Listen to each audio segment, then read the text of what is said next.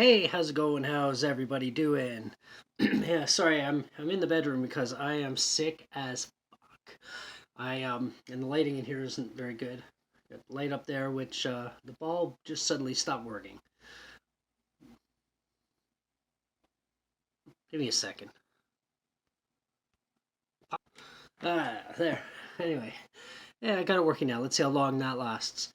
Um, but anyway, yeah, I'm not well at all, and I'm bored, and I thought I would just do a video, another effed up story, funny or effed up story about my life. This is more on the effed up side. Um,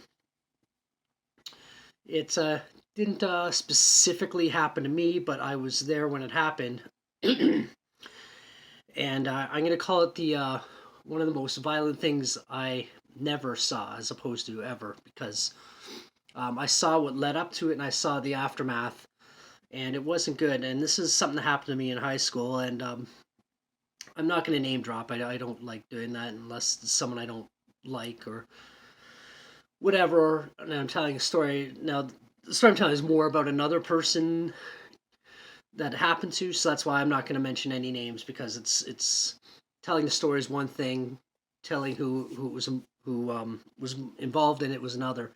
And then I'm going to finish off with a funny story that happened today concerning me being sick.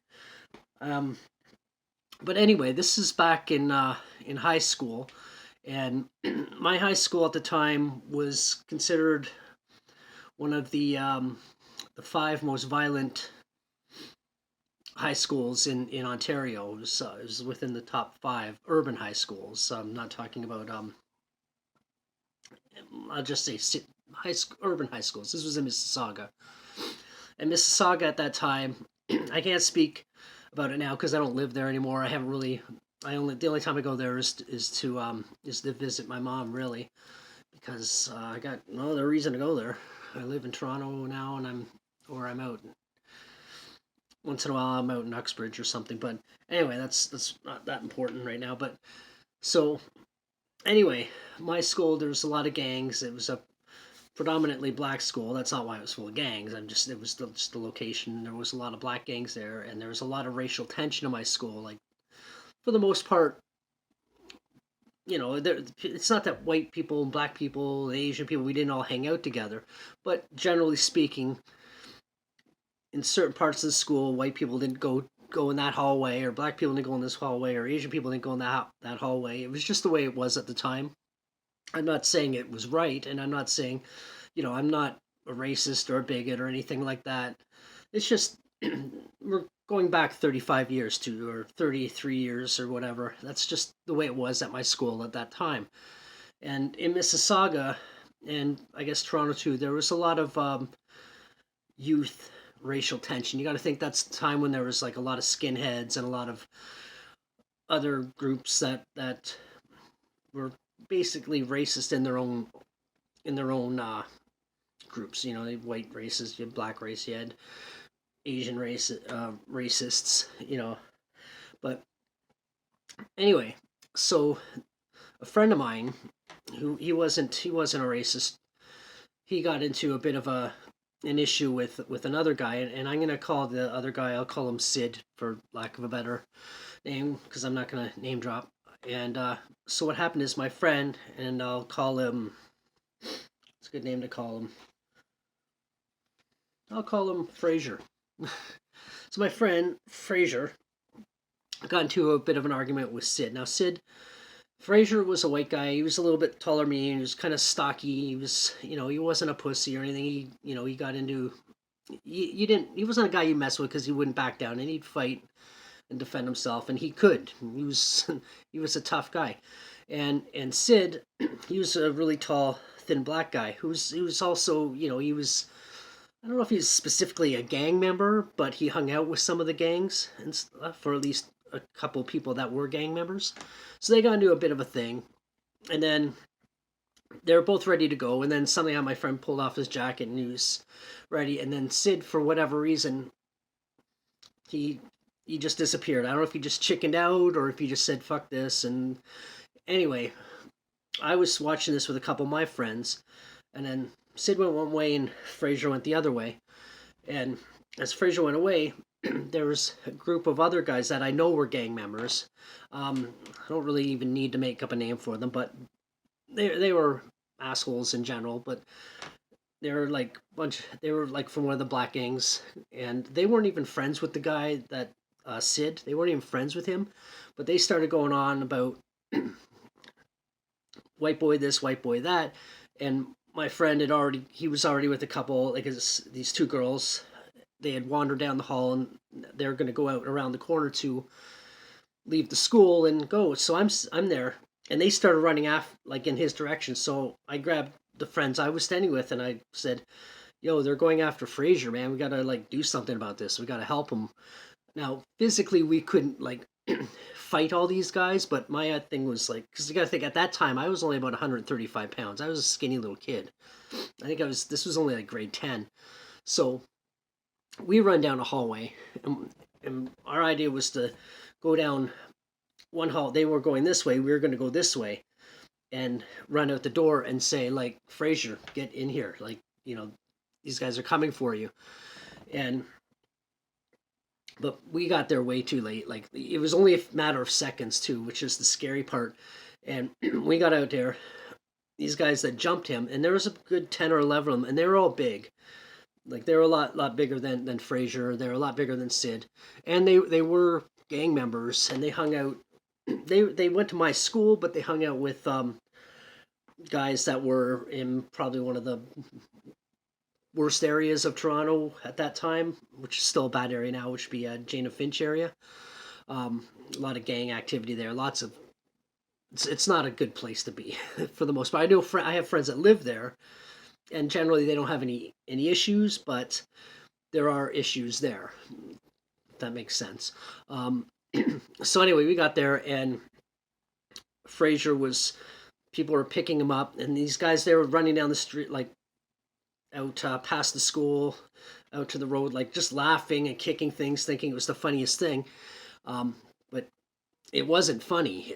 Like my friend, his nose was broken. There was blood like just everywhere. He couldn't even stand. Like it was splattered all over the sidewalk. It was he's trying to hold onto the wall while people are picking him up, and they're yelling at these guys like calling them pussies and all this other stuff. Because by that time, a lot of people had amassed, and they were kind of running away from all the people because there was a lot of people there. We got there.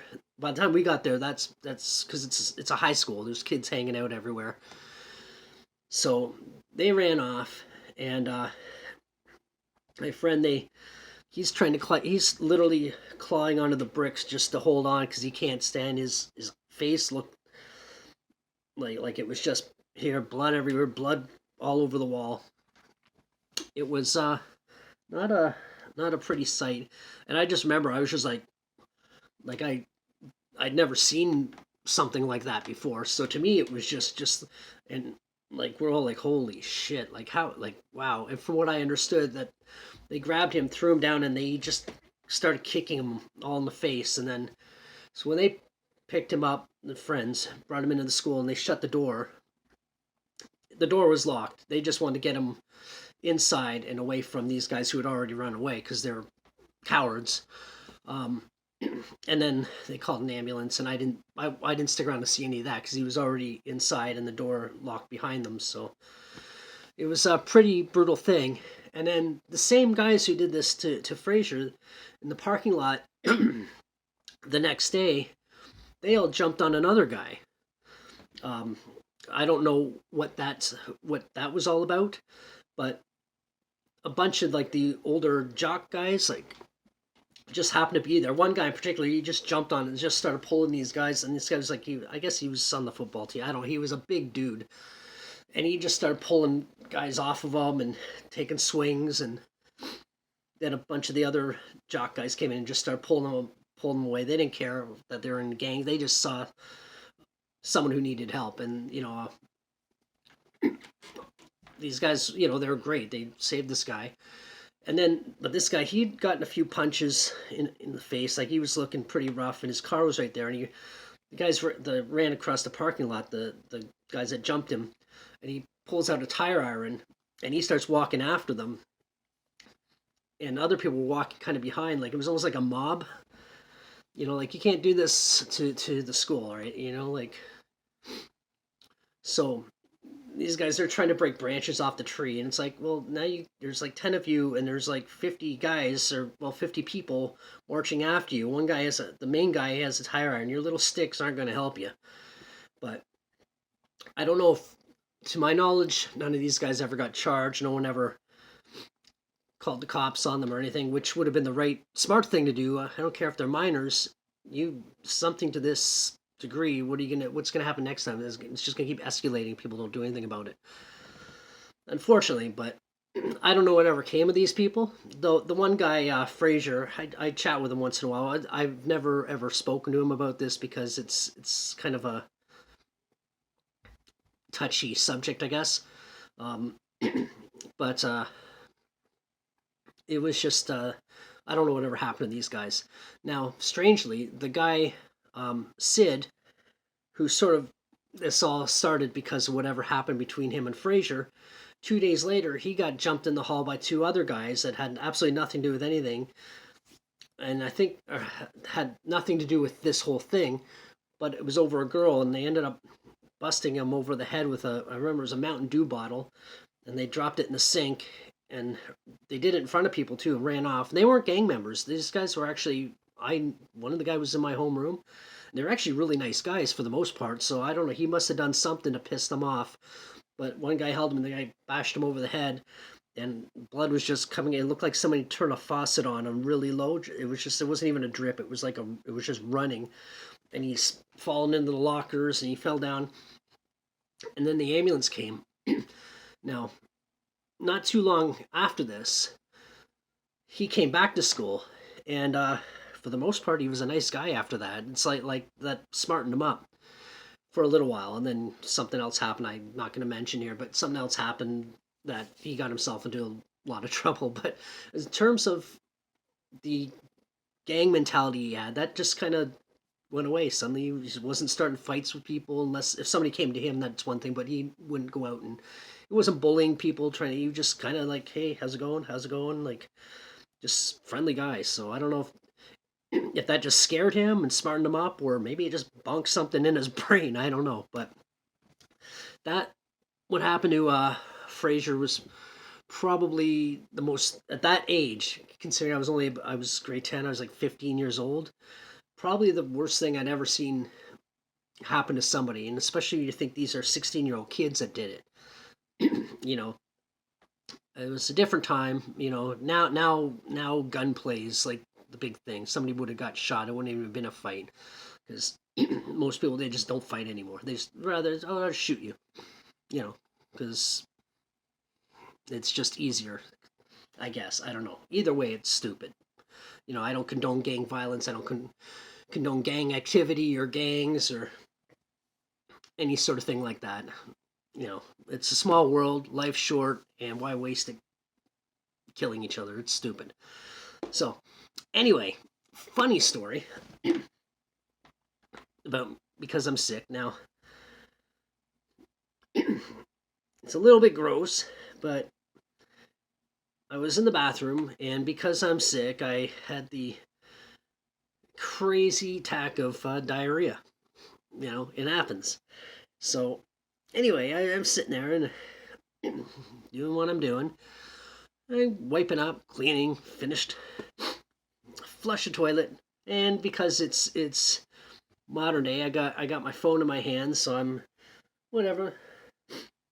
Not quite thinking about getting up yet, standing up yet, and I didn't realize the toilet borderline clogged, and the water kept going and going and going until it just kept going, and then I realized my balls are submerged in my own diarrhea soup.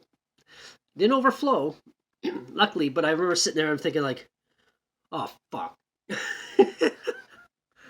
So yeah, it was a little bit gross and insanely funny. Not the worst diarrhea attack I've ever had. If you want to check out, if you've never seen it, probably the first one of these story videos I did where I had an explosive diarrhea attack in a bathroom somewhere.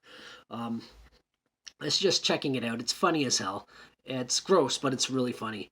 And I guess that'll do it for now. And be safe and wish me to get well soon. I appreciate that. Uh, like, subscribe, do all those things. And until the next one. Bye.